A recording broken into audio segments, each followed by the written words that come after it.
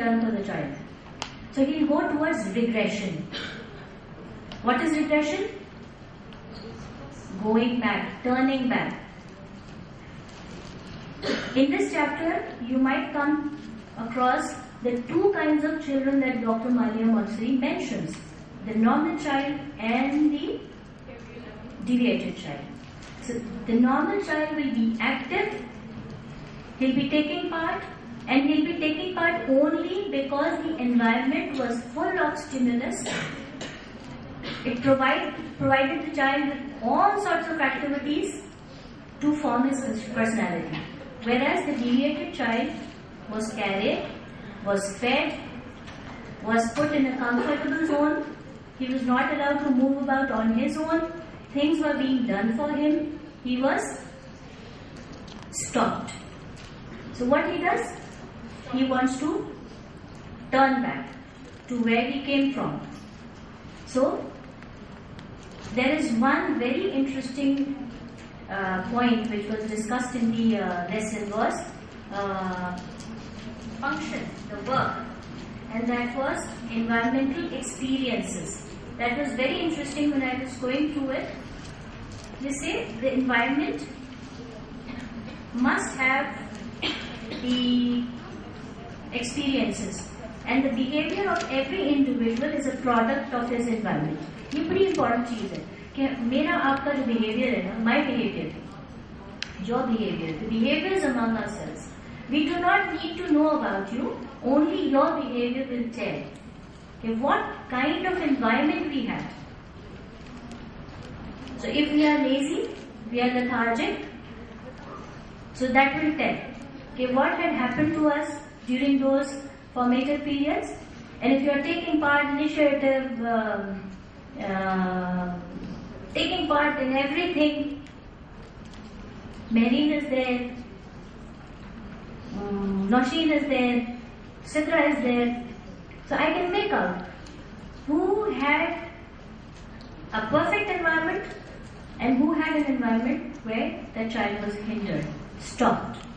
So, conquest of independence, you can help by collaborating with the nature and providing the child with the environment and by understanding the child. Got it?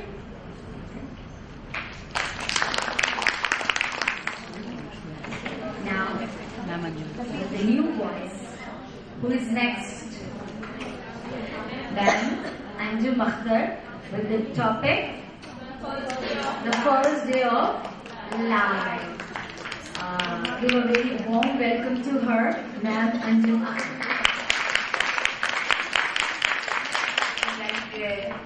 One doesn't feel comfortable announcing themselves. So here I am, and before we make any announcement about who is the lecturer, who is the speaker, or what the topic is, I believe that this new idea has become quite effective, and everybody is keeping a track of the person, and more than the person, of course, the topic that you know what we are talking about. We don't deviate and we stick to the point. So the book is Absorbent Mind, and so far we have covered the spiritual embryo, and then all the different steps, the different phases and stages of how finally by 6 years age the child becomes independent, a complete adult. But before he does that, there are few days or few moments which is the most important and decisive time in the life of any human adult. Why I said adult? Because the adult was once a child. And that moment, the decisive moment, and the most difficult moment or experience of our life, my experience, yours and theirs, do you know what is that?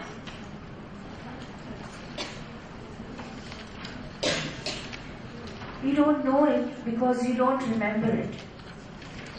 But that has resulted in us being ourselves. And that moment, that time that seconds is that moment of birth, known as the birth trauma. When a child is for the last 9 months has been in a place where everything was taken care of. He was warm, comfortable, there was no bright light to distract him, and he didn't have to cry when he was hungry. And it was a lovely cushion surrounding him. He was protected, he felt safe, and there was a special feeling of love and bounding. What is that time? That is the moments before birth. And then suddenly, just imagine, from that comfortable environment, I'm using a word and you are literally pushed or shoved into a crowded area where there is bright light, there are people, and to top it all, long ago, immediately after birth, when the child, they will dip the child into a tub of water, or bang, they will slap the child to make sure if it's alive or not, if the lungs are breathing, to take out the air. And poor child, the first experience he has is he cries, and you laugh because my child is alive. But what an experience! Just think for yourself. Suppose you are in a church or a mosque, or in maybe you are up on the mountains where it's peaceful, it's calm, it's quiet. And then your friend comes and she says, come, I'm going to show you a new place. Come with me. And she drags you and opens the door, and when you enter the door, it's bright light, noise and sound, and people are dancing. She brings you to a discotheque. You will want to go back. And that is the experience of the child. From the comfort, he is brought into a world and not much care is taken. And that feeling, that experience, although none of us can remember, but it does become a part of our personality. She spoke about the spiritual embryo, the soul, the heart, the body. That experience remains with us for life. And that's why you may have noted that some adults, they never like life. They develop regressive tendencies. They want to go back to the original place. They enjoy the warmth and they have to do nothing. And those human beings, they are never attracted by the beauties of life, and they don't want to conquest the independence. Instead, they are always people who talk about death. Have you ever seen anyone sleeping, or does one of us, do you sleep like with your knees crawled up towards your stomach, exactly similar to the position as you were in the mother's womb? Those are the people who are insecure and who never accept it, because maybe at the time of birth they went through something that was not pleasing. They didn't want to come forward, they wanted to go back. So let's remember the importance of the first few days of life, the moment of birth, the birth trauma, and what do? We focus on the mother, the poor mother. She has gone through so much pain, and we give her all these strong things to eat, and we don't let her move, and so on. But it shouldn't be like that. And in many countries, the rule is that they immediately separate the mother and the child for physical health factor, for hygienic reason. But as we know, have you heard about the importance of the 40 days? In our culture, there is something called Chalisma, there's a ceremony and everything. But nowadays, that bond between the mother and the child needs to be continued. If you want your child to grow up into a happy, healthy, normal adult, you cannot, you should not, and you will not separate the mother and the child, because even when they enter the world, there is a bond. They are joined with the cord We know that, those of you who have given the birth, and then it's cut and separated. So that is the link. And that unity needs to be continued. The child needs to feel, experience exactly how he was feeling for the last 9 months. Except the position has changed. Before he was inside the body, now he is outside the body. The mother radiates a magical kind of energy which there could be no substitute. Dr. Maria Montessori says that the poor adult suffers, because they don't have the comforts and luxury of life, and the rich child suffers. Why does the rich child suffers? Because the rich parents can afford anything for the child. First of all, the mother, why bother with the newborn who is just a 1 day old, 2 day old? So they carry their children on their hips. Godi, literally, is tarah se they hold, but their child and the mother are always together. Even here, if the Masis are bringing their children at home, at work, what is the child seeing? The small child is watching her mother or his mother sweeping, mopping, washing, and you might see and notice that the children belonging to the Masis and the labor working people, they are more confident. And by age 6, the Masi brings a child and that child can do all 50% of the work for her. Why? Because they were exposed to that kind of environment.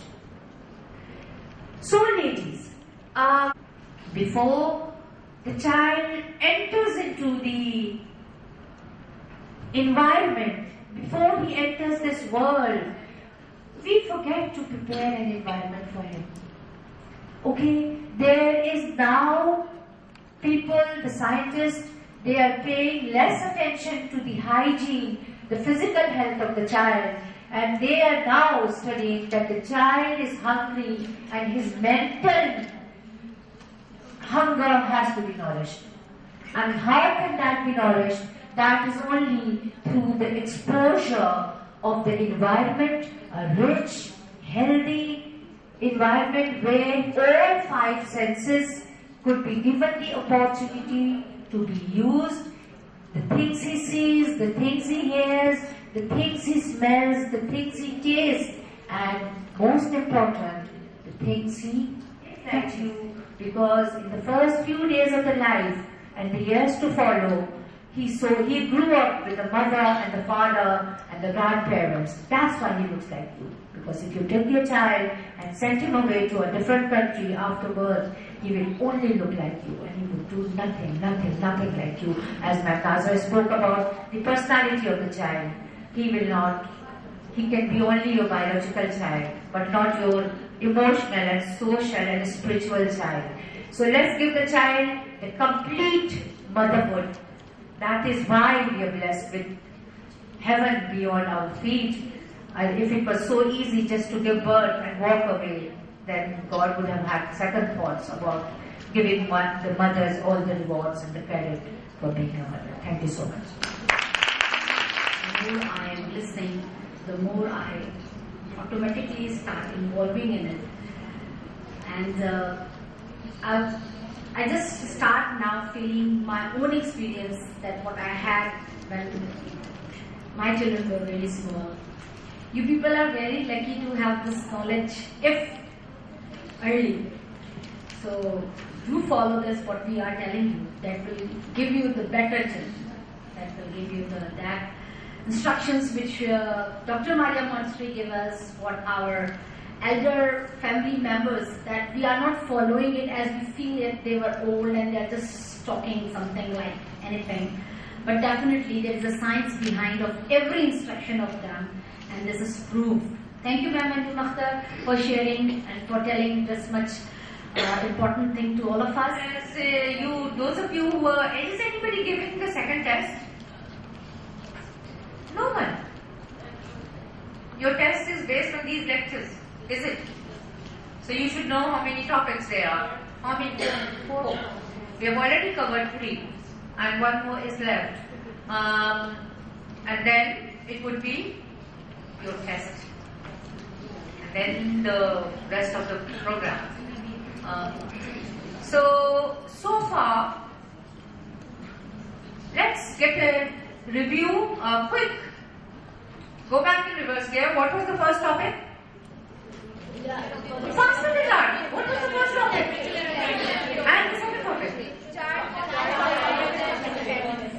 And the third topic? And who gave the first lecture?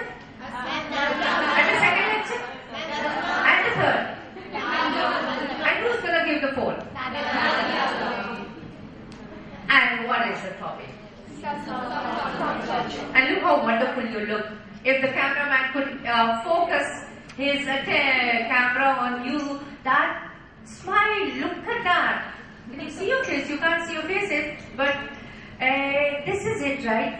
I always end up saying that because I am standing here. You're seeing how many faces?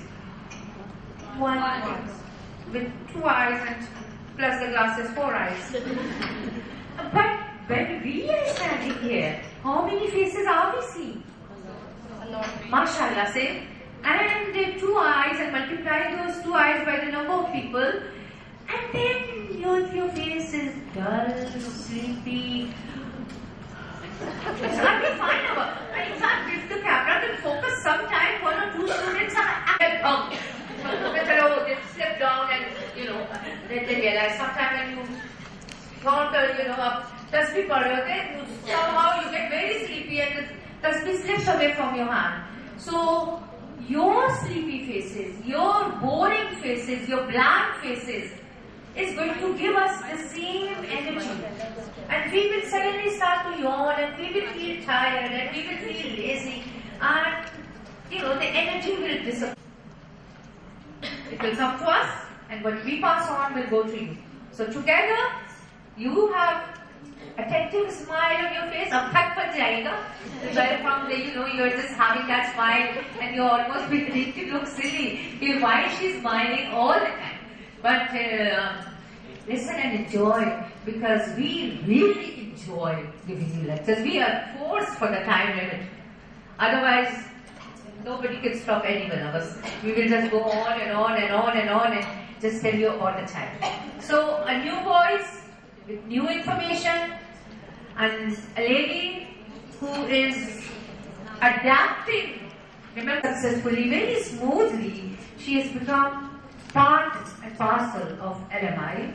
And once you become a part of LMI, Mrs. Tahir Majid, one of our very senior lady, pray for her. She is not well and she has served her life. Recently LMI is 25 years old, and during that 25 years old, it has not only trained teachers, it has trained us.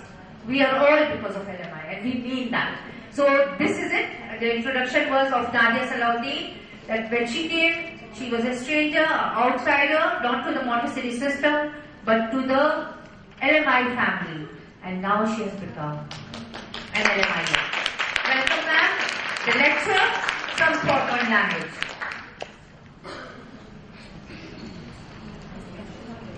To everybody. Thank you so much, Ma'am Anju. And Allah to be praised that what all opportunities Almighty Allah has given to all of us, we should be thankful and grateful to Him at all times of our lives. Today I am not well at all, so I pray to Almighty that I do justice with the responsibility which is given to me. And as you all know, the topic is some thoughts on language. What is language actually? The way we express, the style in which we express ourselves, that is language. And one thing we all should keep in mind, that language is not hereditary. It was created by man himself. And the need to create language was to communicate with people. When people are living together, they need to express their thoughts, their feelings, their expressions, their likes and dislikes, their needs. So to cater all this, he created language. And this is the best discovery in the world which man has made. To create language. before man's arrival on earth, there was no language.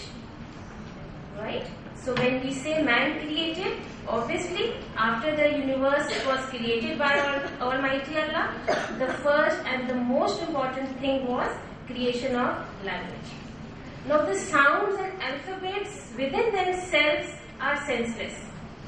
Right? We have a, b, k, d, all these sounds. Within themselves they are senseless and they have no meaning. But when some sounds are fused together, there is a fusion, they make a word. And that word gives a sense. Isn't it? It is like this. So it is very important that the community, the people who are living together, they themselves are agreed upon to give certain meanings to certain words. Like for example, the example given in this chapter is about a word jug. Fusion of three sounds, j, a, g. And when they are combined, it becomes jug. And what does jug means? A vessel, a pot which can carry some amount of water or juice or any liquid.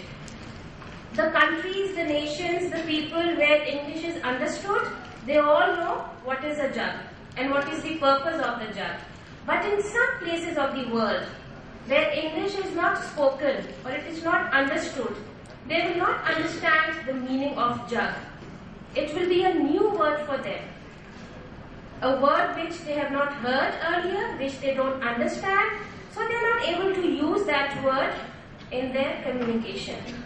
Now here I will give you a very real experience. Some family, they went to Hajj and they thought that we will cook everything over there, we will not buy any food items from the market. So they took some of the utensils, some eatables and all that, but they forgot to take tawa with them. Right? So they thought, okay, that it's a heavy thing, we will buy from the market. They went to the shops and they searched. They were giving different explanations to find out how we can get tawa. Some were saying it's a flat thing, एक चपटी सी चीज है, लोहे की चीज है. They were trying to explain. They even learned few Arabic words also, just to explain to the shopkeepers that we want tawa. Anyways, many days passed, they could not find it.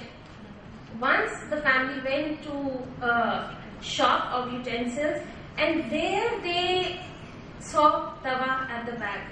And he just pointed out, instead of saying something, that man pointed out, I want that. So the shopkeeper said, tawa.